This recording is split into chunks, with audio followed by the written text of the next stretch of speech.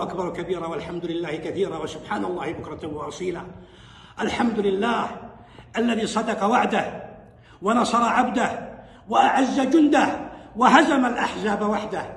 الحمد لله على انتصار أهلنا في الشام على أذناب طهران وعلى محور المماتعة الذين كانوا إلى قبل يومين فقط كانوا يمجدون ويتغنون بحسن الهالك حسن نصر الله الذي قام بالمجازر هو وحزبه والحزب الشعبي العراقي الذين قاموا بالمجازر. كل الإخوانجية هؤلاء الكذابين المنافقين كلهم كانوا يصهينون وكانوا يتهمون كل السوريين بالعمالة.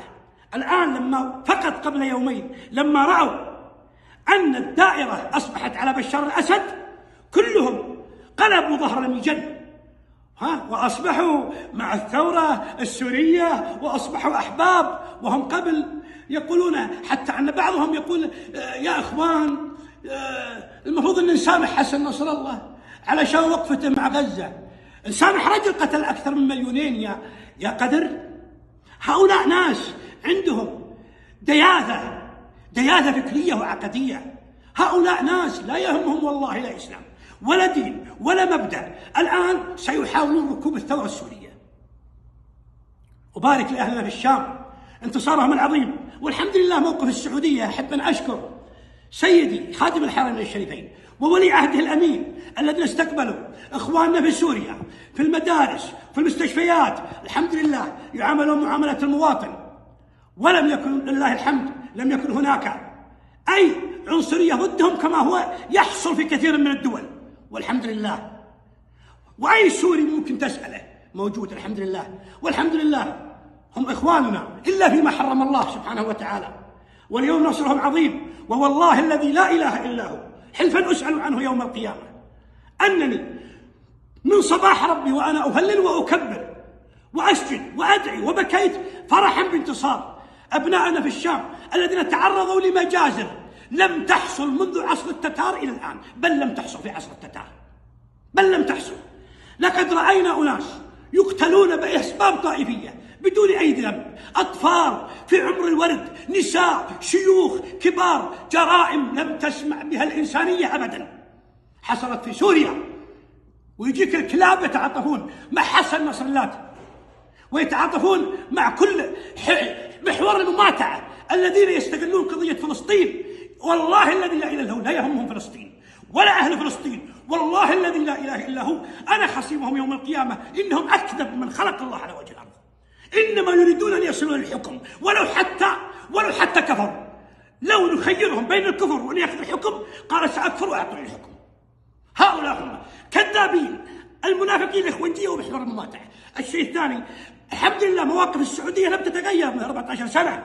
عندما تخلت كل الدول عن السوريين لم تتخلى السعودية. واذكروا موقف سعود الفيصل واذكروا حملة الدابي عندما زورها وغضب عليه سعود الفيصل وقال لن نكون شاهد زور على ما يحصل من جرائم في سوريا. وين مواقفكم أنتم يا كذابين يا كذابين يا شياطين الإنس؟ نعم الحمد لله موقفنا. أنا قصائدي لي أكثر من 20 قصيدة في الثورة السورية من 14 سنة منذ اليوم الأول وقبل أن تقوم الثورة. أعطيكم منها أبيات. قصيدتي يوم أقول قصيدة التي يوم أقول لو منهم خوف اللي هي قصيدة في بشار الأسد. ومنها قصيدتي يوم أقول اللي هي 100 بيت أقول فيها ليس معنى أن ننادي الفار باسم غير فار أنه ليس بفار. قس على ذلك كثير مثل بشار بدل ما ينعتونه بالحمار ينعتونه بالأسد من باب تشجيع الحمير. هذه قصائدي أنا من 14 سنة. ثم أتيت بعدها بقصائد أخرى كلها في الثورة السورية وكلها في التوجد. وكل الشعب السعودي الحمد لله موقفهم واحد وثابت. ليت هؤلاء القوم مثل شفافية السعودية وجهها باطنها كظاهرها ما عندها خبث على وضح النقا. إن أرادت أن تطبع ما أحد طبعت ولا عندها خوف من أحد. وإن أرادت أن تحب أحد أحبته. نحن لا نعرف من تحت الطاولات ولا في الدهاليز ولا خلف الكواليس. الحمد لله اسأل أمريكا، اسأل أي رجل مهتم بالشأن السياسي سيقول لك السعودية ليست صح، وهم شهدوا أصلا بذلك، شهدوا أكثر علماء السياسة وأصحاب القرار السياسي في أمريكا وفي غيرها من الدول الكبرى كلهم قالوا السعودية واضحة، هي تكاد تكون الدولة الوحيدة التي ظاهرها كباطنها، ما عندنا نفاق. واليوم أبارك والله إن في فرحة، والله الذي لا إله إلا هو، حلفا أسأل عنه عند ربي يوم القيامة، أنني أنا وأهلي نكبر ونهلل بانتصار أهلنا بالشام، لأننا رأينا شيء والله العظيم حتى أن بلغنا مرحلة اليأس، مرحلة اليأس. أنا قصائدي موجودة، يعني إذا بغى أحد يتأكد يروح يشوف تاريخها على اليوتيوب، وكل السعودية وكل مواقف الدنيا ومواقف ولي العهد ومواقف الملك ومواقف سعود الفيصل رحمه الله ومواقف الملك عبد الله، الحمد لله سياستنا واضحة وناس واضحين، شفافيتنا واضحة، ما عندنا خبث، نحن لا نعطيك وجه ونقفل منك وجه ثاني لأننا واضحين، الواضح واضح. أحيانا لسنا كهؤلاء الحرابي، هؤلاء كل رجل منهم كالحرباء يتلون مع من غلب، والله الذي لا إله إلا هو لا عندهم مبدأ ولا دين، كذابون منافقون تعيسون، هؤلاء هم، والآن سيريدون أن يركبوا على الثورة السورية، فانتبهوا منهم يا أهل سوريا، والله لن ركبوها الإخوان، والله ليدمرونها، والله ليدمرونها.